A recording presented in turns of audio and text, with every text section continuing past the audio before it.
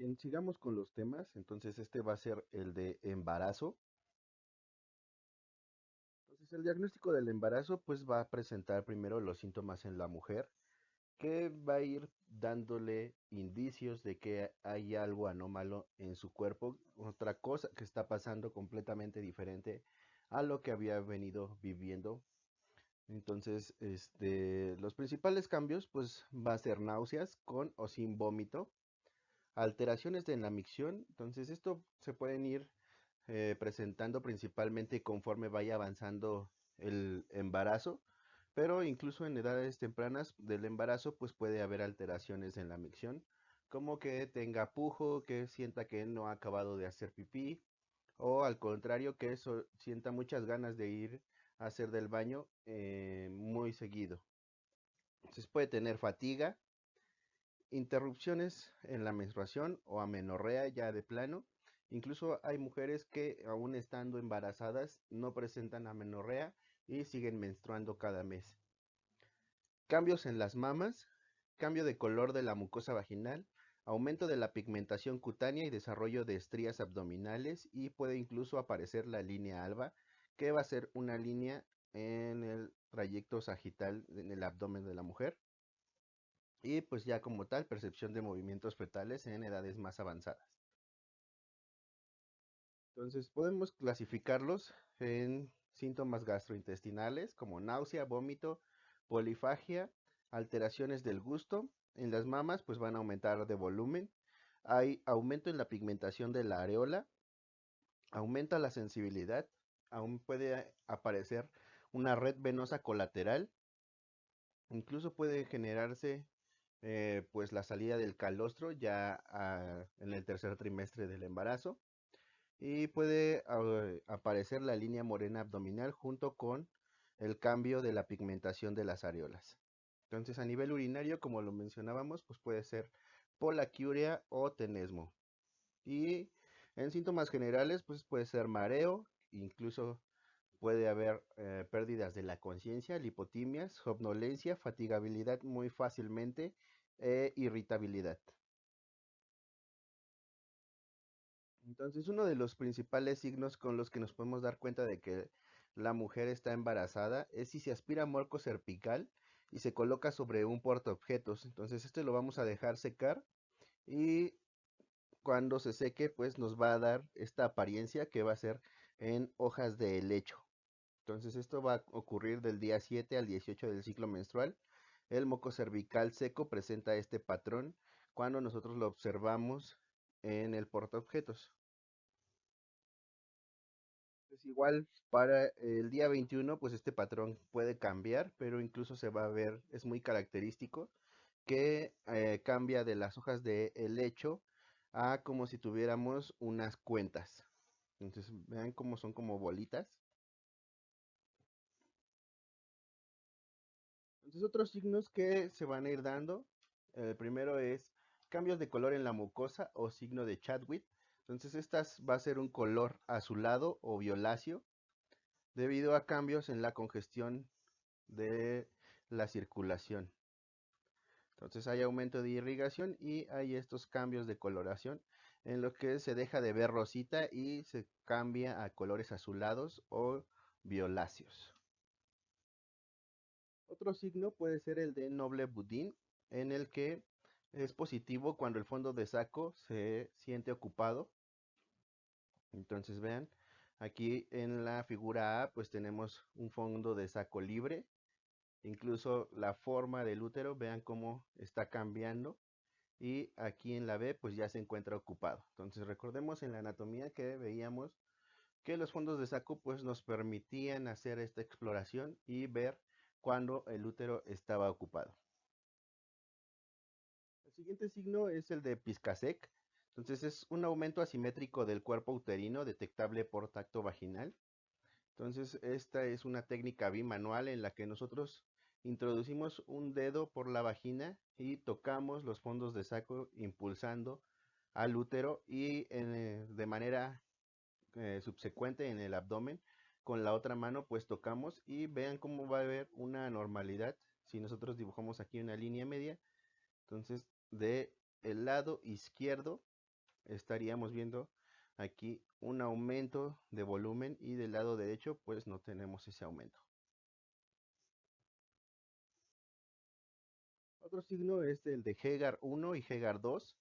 Entonces, Hegar 1 es un reblandecimiento del istmo uterino y Hegar 2 es un reblandecimiento del cuello uterino. Entonces, estos signos, pues, en vez de tener el tono de siempre, tanto en el istmo como en el cuello uterino, va a ver que se sienten como más suavecitos. Bien, los diagnósticos por laboratorio y gabinete, pues, van a ser niveles de hormona gonadotropina coriónica, que va a estar secretado por la placenta. Entonces, esta síntesis comienza muy temprano en el embarazo y se puede detectar en orina o se puede detectar en sangre. Entonces los niveles en orina y sangre aumentan con rapidez a partir del octavo al noveno día. Se da un pico de los 60 a los 70 días y declina hasta llegar al nivel más bajo a los 100 a los 130 días. Entonces recordemos en el video anterior que los niveles de esta hormona pues van a aumentar en el primer trimestre, en el segundo trimestre van a disminuir y en el tercer trimestre se van a mantener en esta disminución.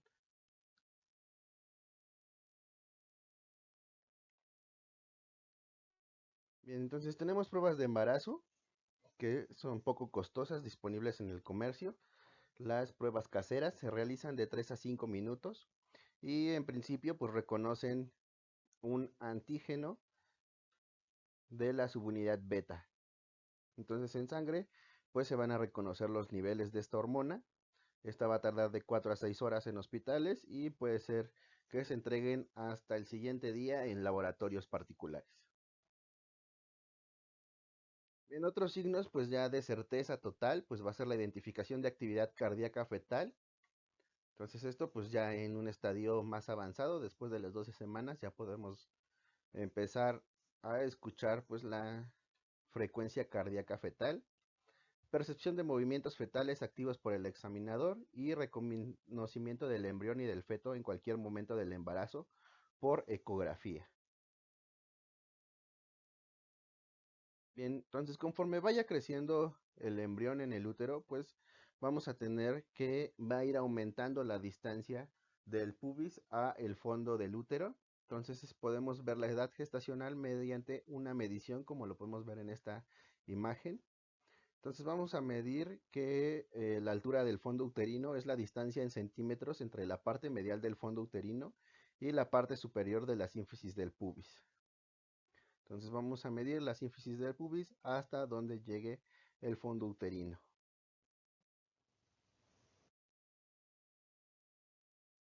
Bien, entonces la técnica pues va a ser que la paciente va a estar recostada y vamos a tener las maniobras de Lopol. Entonces estas maniobras van a ser 4 y nos van a decir hacia dónde está el polo cefálico de nuestro bebé, dónde está el polo caudal, dónde está el dorso y hacia dónde se encuentra dirigido. Entonces puede ser hacia el conducto vaginal o hacia la madre. Entonces en este caso pues tenemos el pubis aquí y nosotros con la cinta métrica vamos a hacer la medición hasta dónde va a llegar nuestro bebé. Entonces a continuación pues tenemos una tabla de cómo van a ir las semanas de gestación y el crecimiento. Entonces a las 9 semanas pues va a estar a nivel del sínfisis del pubis. A las 12 el útero se palpa en el abdomen. Entonces no hay todavía un crecimiento significativo. A las 16 semanas se encuentra a la mitad entre la sínfisis del pubis y el ombligo. Entonces aquí ya va a medir más o menos 16 centímetros. A las 22 semanas se palpa a nivel del ombligo. Va a medir más o menos 20 centímetros. A las 28 semanas se palpa a 3 traveses de dedo por encima de la cicatriz umbilical. Y va a medir 24 centímetros. A las 32 aumenta 3 traveses de dedo y va a medir 28 centímetros. A las 36 alcanza el borde costal y se detiene su crecimiento y va a medir más o menos 32 centímetros. Entonces, a partir de aquí, ya hasta que nazca, va a medir más o menos una distancia de 32 a 33 centímetros desde la sínfisis del pubis hasta el fondo del útero. Ahora vamos a seguir con la valoración de la mujer embarazada. Bien, entonces para seguir con esta valoración nos vamos a apoyar en la norma oficial mexicana, la norma 0007 SSA2 2016.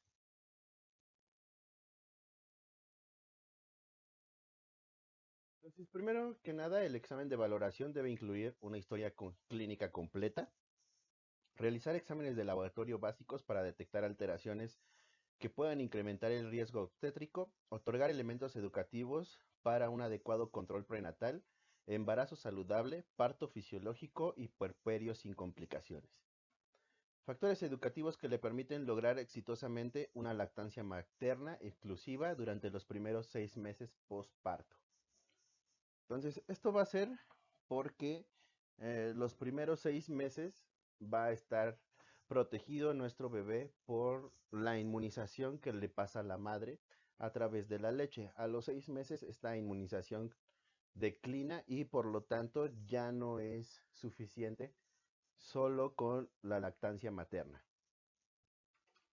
Entonces por eso en este proceso a los 6 meses es cuando los bebés sobre todo comienzan a enfermarse de gripitas.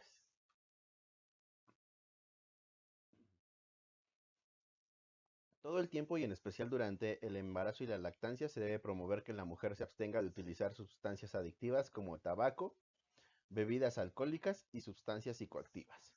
Entonces esto es muy importante. Entonces en cuanto la mujer se entere de que ya está embarazada, pues debe de dejar cualquier sustancia nociva para ella y para el bebé.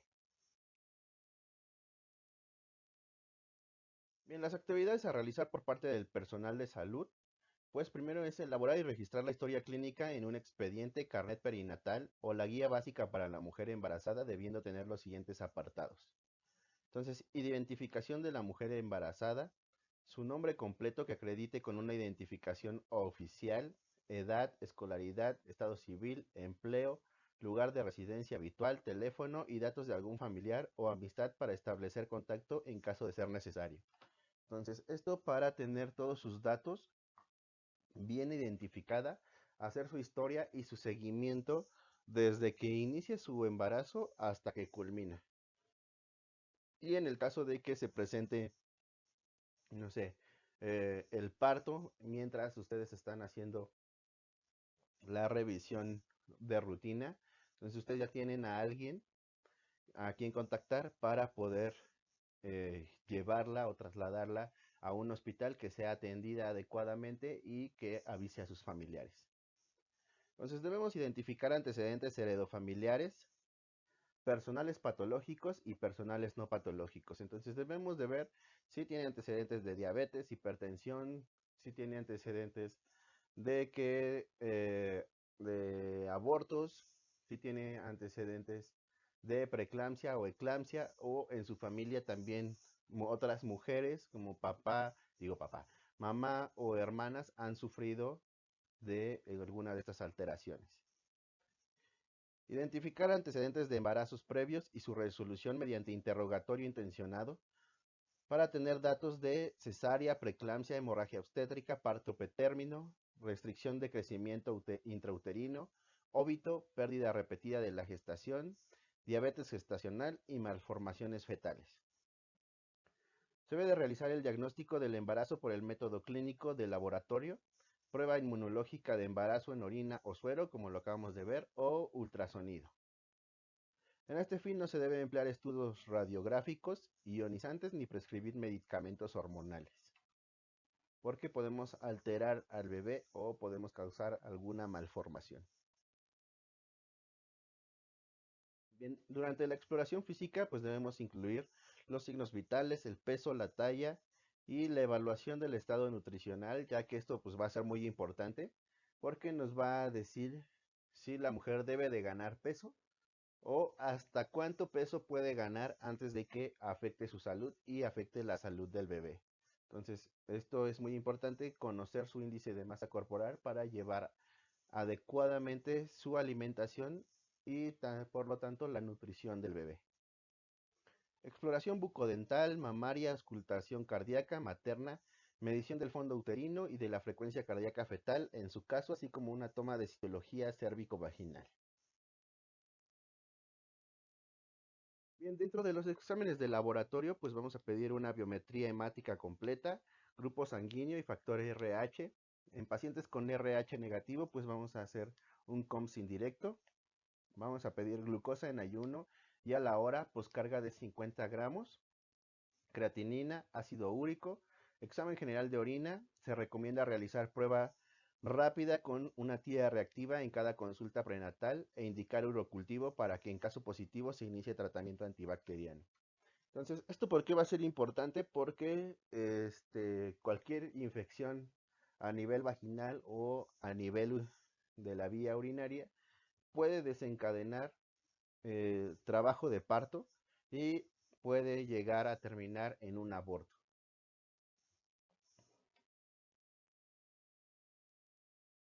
Entonces, bien, para prevenir los defectos del tubo neural es importante prescribir 0.4 miligramos de ácido fólico y micronutrientes desde el primer periodo o mínimo 3 meses previos a la primera consulta y durante todo el embarazo. Aplicar la primera dosis de toxoide antitetánico, preferentemente antes de la semana 14 y la segunda, entre las 4 y la octava semana después de la primera aplicación. Entonces la vamos a aplicar antes de la semana 14 y 4 a 8 semanas después de haberla aplicado. Entonces aquí tenemos una tabla en la que nos muestran las vacunas que podemos darle. Entonces las recomendadas pues son tétanos, difteria y bordetella pertussis, influenza y hepatitis B. Entonces van a estar contraindicadas en algunos casos la influenza, sarampión, rubiola, varicela. Y en condiciones especiales pues tenemos estas. En otras pruebas que debemos de hacer, pues la primera es la prueba para detectar sífilis en el embarazo y prevenir sífilis congénita, que puede dar pues alteraciones neuronales en el producto. Y la segunda, pruebas de tamizajes para VIH y sífilis. Entonces se deben de realizar en las primeras 12 semanas. Entonces debemos de darle a la persona un consentimiento informado, debemos de pedirle permiso para realizar la prueba y se debe de asentar los resultados en el expediente clínico. Entonces, toda mujer que resulte positiva a VIH o sífilis debe de ser enviada inmediatamente al segundo nivel de atención o establecimientos para la atención médica especializada. Entonces, aún la paciente con VIH puede no pasárselo al bebé. Entonces, por eso es muy importante llevarla a un centro especializado. En todas las mujeres embarazadas debe de realizar la prueba de detección para diabetes gestacional entre la semana 24 y 28 del embarazo, aunque las mujeres con mayor riesgo pueden ser estudiadas desde antes. Entonces, los valores normales de la curva de tolerancia a la glucosa, pues carga de 75 gramos durante el embarazo. Entonces, nosotros le vamos a dar una carga y la vamos a tomar la glucosa en sangre. Primero en ayuno, luego a la hora de darle la carga de 75 gramos, a las 2 horas y a las 3 horas. Entonces nos deben de salir más o menos estos valores y se requiere un valor alterado para hacer el diagnóstico. Desaparecen los criterios de intolerancia a los carbohidratos. Se debe realizar el tamizaje al terminar el puerperio con 75 gramos, mismos valores. Entonces, la paciente puede cursar con una diabetes gestacional en la que solo la paciente eh, se hace diabética cuando está embarazada y cuando termina el embarazo, sus niveles de glucosa vuelven a la normalidad. Entonces, es muy importante esto porque los productos, cuando tenemos diabetes gestacional, podemos tener productos macrosómicos. ¿Qué quiere decir esto? Que tenemos productos muy grandes de tamaño, entonces son de 4 kilos o más, y pues esto va a tener una condición especial durante el parto, ya que estos no pueden nacer por parto natural, ya que primero no van a caber por el canal vaginal y segundo pueden ocasionar distocias a la hora de nacer, o sea que el producto no nazca adecuadamente, tarde mucho a la hora de nacer porque por su tamaño se quede atorado, tenga dificultad para salir, puede generar desgarros o puede generar incluso sufrimiento fetal en la que por el tiempo en el que ya se tardó en nacer el bebé puede empezar a sufrir por la cantidad de oxígeno que está disponible para él y entonces puede tener alteraciones neuronales. Entonces, pues lo recomendable va a ser que nazca por cesárea y pues es otro proceso diferente. Entonces podemos estar condicionando ya que la mujer tiene diabetes gestacional. Bien, nosotros debemos de realizarle ultrasonido. Debemos de promover que se realice un ultrasonido en cada trimestre, por lo menos. Si no se puede o se pueden realizar más, mucho mejor. Y si no se puede, pues que por lo menos sea uno antes del tercer trimestre. Entonces, el primero debe ser entre la semana 11 y 13. En este se establece la vitalidad, la edad gestacional y el número de fetos que se están gestando. El segundo entre la semana 18 y 22 y el tercero entre las semanas 29 y 30. Entonces esto para ver que el feto se esté desarrollando adecuadamente, que no se estén generando malformaciones, que no haya bridas que puedan estar ahorcando alguno de los miembros y por lo tanto no se desarrollen adecuadamente. Entonces todo esto nos va a permitir llevar un cuidado adecuado de nuestra paciente.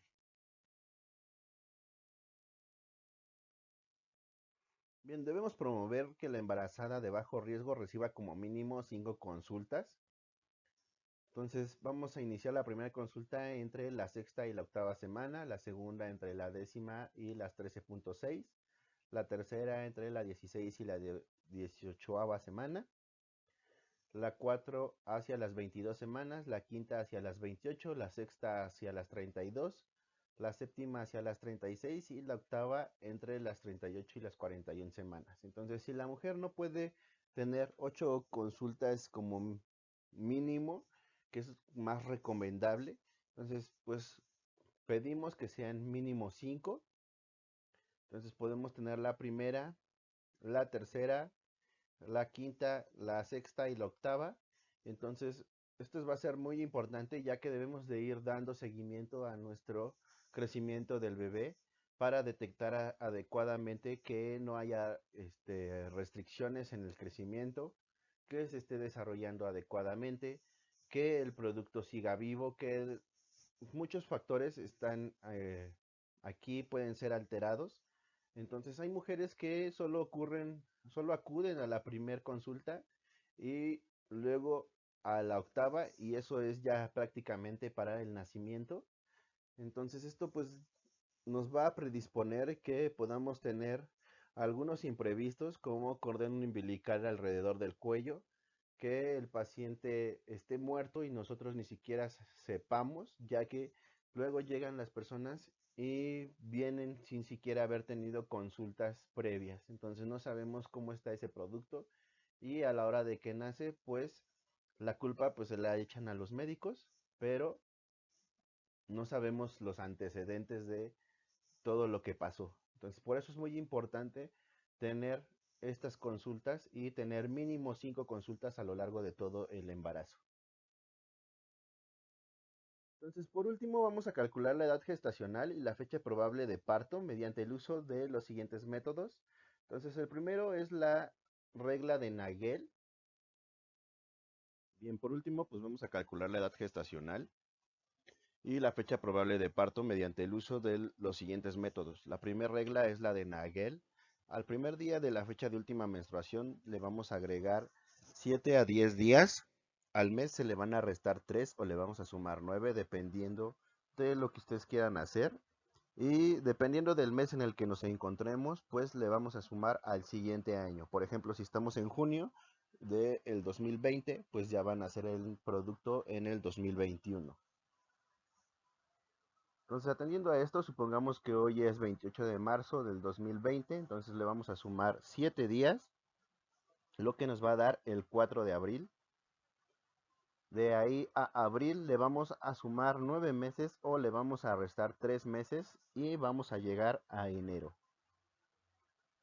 Entonces, la fecha probable de parto, pues va a ser más o menos 3 días alrededor de lo que nos está dando que tomamos la fecha, el 4, el mes enero y el año 2021. Entonces la fecha probable de parto es entre el 1 de enero y el 7 de enero y pues la media va a ser el 4 de enero del 2021. Entonces alrededor de esta semana es cuando nuestro producto va a nacer. Si todo sale bien, si todo sigue conforme nosotros lo vamos guiando y si no hay ninguna complicación. En el caso de haber alguna complicación, pues esto ya no es válido, pero pues es porque estamos atendiendo a el suceso que se haya presentado. Entonces, en segundo lugar, tenemos la regla de los 280 días. Entonces, a la fecha de última menstruación le vamos a sumar 280 días y esa será la fecha probable de parto. Atendiendo a esto, pues tenemos igual la fecha probable, digo, la fecha de última menstruación, el 28 de marzo.